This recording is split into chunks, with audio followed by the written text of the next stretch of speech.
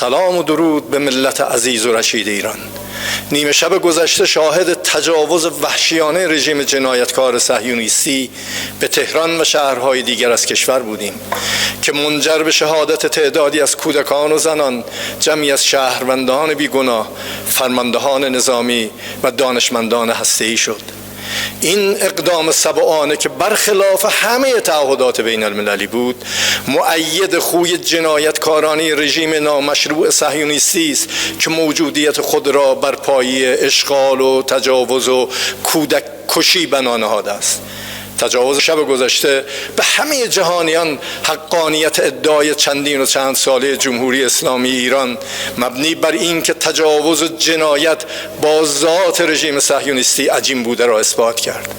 البته ملت ایران و مسئولان کشور در برابر این جنایت سکوت نخواهند کرد و پاسخ مشروع و قدرتمند جمهوری اسلامی ایران دشمن را از اقدام احمقانه خود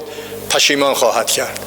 به فرموده امام و بزرگوار ما، هر پرچمی از دست سرداری بیفتد، دست توانای سردار دیگری آن را برداشته و به میدان می آید. جمهوری اسلامی ایران همان اندازه که برای صلح و آرامش در جهان و منطقه همه تلاش خود را به کار بست و آمادگی کامل خود را برای گفتگوهای طولانی و اطمینان آفرینی برای جهان در جهت صلح طلبی اثبات کرد، در پاسخ به تجاوز و دفاع مشروع از تمامیت کشور نیز قاطعانه اقدام خواهد کرد. من در اینجا از ملت شریف و غیور ایران می‌خواهم با حفظ وحدت و یکپارچگی و همدلی خود و پرهیز از توجه به شایعات و اخبار نادرستی که در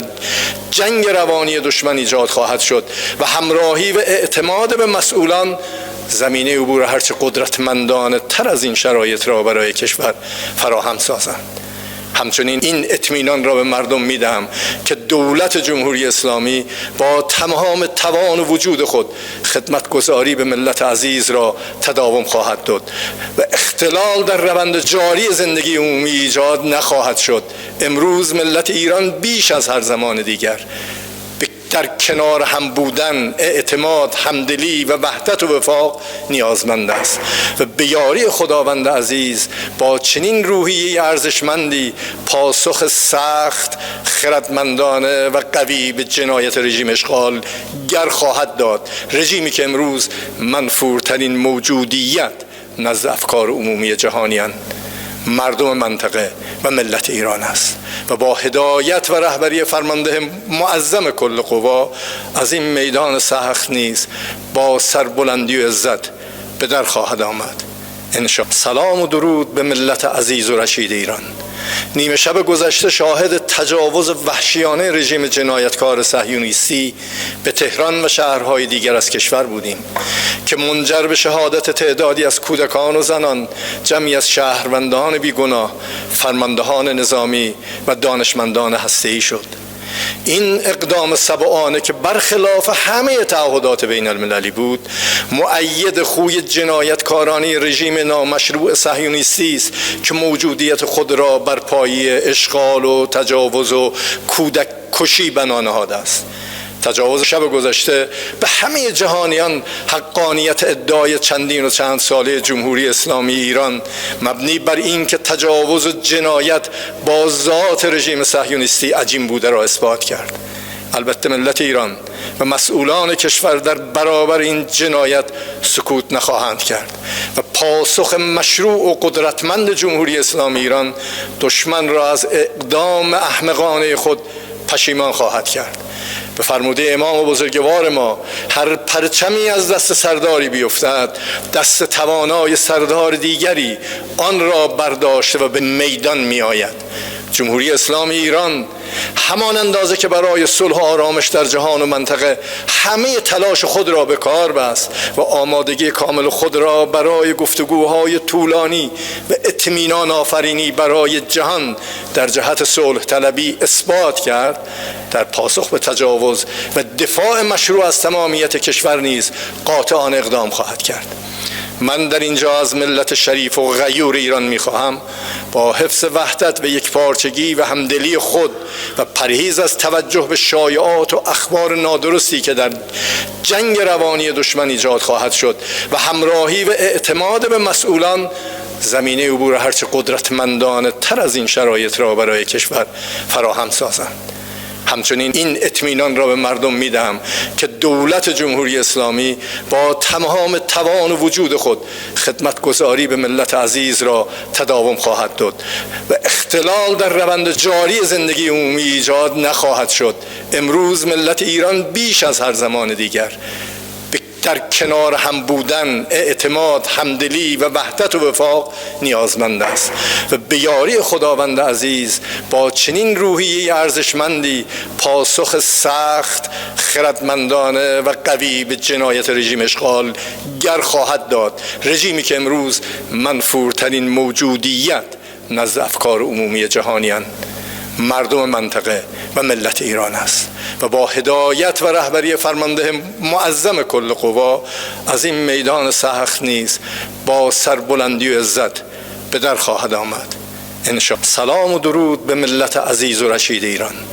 نیمه شب گذشته شاهد تجاوز وحشیانه رژیم جنایتکار صهیونیستی به تهران و شهرهای دیگر از کشور بودیم که منجر به شهادت تعدادی از کودکان و زنان، جمعی از شهروندان بیگناه، فرماندهان نظامی و دانشمندان هسته‌ای شد. این اقدام سبعانه که برخلاف همه تعهدات بین المللی بود، مؤید خوی جنایتکارانه رژیم نامشروع صهیونیستی است که موجودیت خود را بر پایه اشغال و تجاوز و کودک کشی بنا نهاده است. تجاوز شب گذشته به همه جهانیان حقانیت ادعای چندین و چند ساله جمهوری اسلامی ایران مبنی بر این که تجاوز و جنایت با ذات رژیم صهیونیستی عجین بوده را اثبات کرد. البته ملت ایران و مسئولان کشور در برابر این جنایت سکوت نخواهند کرد و پاسخ مشروع و قدرتمند جمهوری اسلامی ایران دشمن را از اقدام احمقانه خود پشیمان خواهد کرد. به فرموده امام بزرگوار ما هر پرچمی از دست سرداری بیفتد، دست توانای سردار دیگری آن را برداشته و به میدان می آید. جمهوری اسلامی ایران همان اندازه که برای صلح و آرامش در جهان و منطقه همه تلاش خود را به کار بست و آمادگی کامل خود را برای گفتگوهای طولانی و اطمینان آفرینی برای جهان در جهت صلح طلبی اثبات کرد، در پاسخ به تجاوز و دفاع مشروع از تمامیت کشور نیز قاطعانه اقدام خواهد کرد. من در اینجا از ملت شریف و غیور ایران میخواهم با حفظ وحدت و یکپارچگی و همدلی خود و پرهیز از توجه به شایعات و اخبار نادرستی که در جنگ روانی دشمن ایجاد خواهد شد و همراهی و اعتماد به مسئولان زمینه عبور هرچه قدرتمندانه تر از این شرایط را برای کشور فراهم سازند. همچنین این اطمینان را به مردم میدهم که دولت جمهوری اسلامی با تمام توان و وجود خود خدمتگزاری به ملت عزیز را تداوم خواهد داد و اختلال در روند جاری زندگی عمومی ایجاد نخواهد شد. امروز ملت ایران بیش از هر زمان دیگر در کنار هم بودن، اعتماد، همدلی و وحدت و وفاق نیازمند است و به یاری خداوند عزیز با چنین روحیه ارزشمندی پاسخ سخت، خردمندانه و قوی به جنایت رژیم اشغال گر خواهد داد. رژیمی که امروز منفورترین موجودیت نزد افکار عمومی جهانیان، مردم منطقه و ملت ایران است و با هدایت و رهبری فرمانده معظم کل قوا از این میدان سخت نیز با سربلندی و عزت به در خواهد آمد انشاءالله.